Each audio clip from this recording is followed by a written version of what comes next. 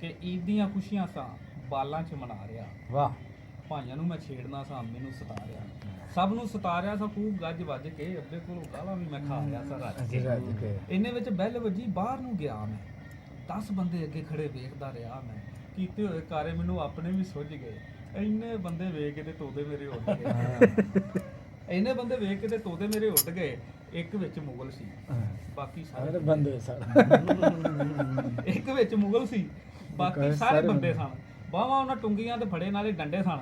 ਇੱਕ ਨੇ ਧਰੂ ਕੇ ਤੇ ਗਲੀ ਵਿੱਚ ਸੁੱਟਿਆ, ਸਭਨਾਂ ਨੇ ਰੀਝ ਲਾਈ, ਵਾਰੋ ਵਾਰੀ ਕੁੱਟਿਆ, ਸਭਨਾਂ ਨੇ ਖੂਬ ਜਦ ਰਲ ਕੇ ਵਜਾਇਆ ਸੀ। ਫੇਰ ਬਾਦੋਂ ਮੋੜ ਕੇ ਤੇ ਮੁਗਲ ਅੱਗੇ ਆਇਆ ਸੀ, ਕਹਿਣ ਲੱਗਾ ਮੈਨੂੰ ਉਹ ਉਠਾ ਕੇ ਤੇ ਬਹਾ ਕੇ, ਓਏ ਨਜ਼ਮਾਂ ਤੂੰ ਲਿਖ ਹੁਣ ਕਾਫ ਵਿੱਚ ਆ। ਤੇ ਨਾ ਕਰੀ ਜਾਵਾਂ, ਮੂੰਹ ਮੇਰਾ ਹੱਲੇ ਨਾ, ਸੋਜਾਂ ਸੱਜਾਂ ਪੈ ਗਈਆਂ, ਰਿਹਾ ਕੁਝ ਪੱਲੇ ਨਾ। ਅੱਗੇ ਕੀਤਾ ਬੈਗ ਉਹਨੇ ਨੋਟਾਂ ਵਾਲਾ ਚੁੱਕ ਕੇ, ਆਖਿਆ ਮੈਂ ਜ਼ੋਰ ਦੀ ਸੀ ਨੋਟਾਂ ਉੱਤੇ ਥੁੱਕ ਕੇ, ਓਏ ਬੰਦੇ ਦਾ ਮੈਂ ਪੁੱਤਰ ਆ ਤੇ ਬੰਦੇ ਦੇ ਹੀ ਪੂਤ ਦਾ, ਤੇਰੇ ਉੱਤੇ ਨਾਲ ਤੇਰੇ ਪੈਸਿਆਂ ਤੇ ਮੂਤ ਦਾ। ਉਹ ਗੋਲੀਆਂ ਗੋਪੀਆਂ ਕਰ ਹਿੱਕ ਨਹੀਂ ਮੈਂ ਸਕਦਾ, ਬੰਦਾ ਵਾਂ ਮੈਂ ਨੂਣ ਦਾ ਵੇਖਣੀ ਮੈਂ ਸਕਦਾ।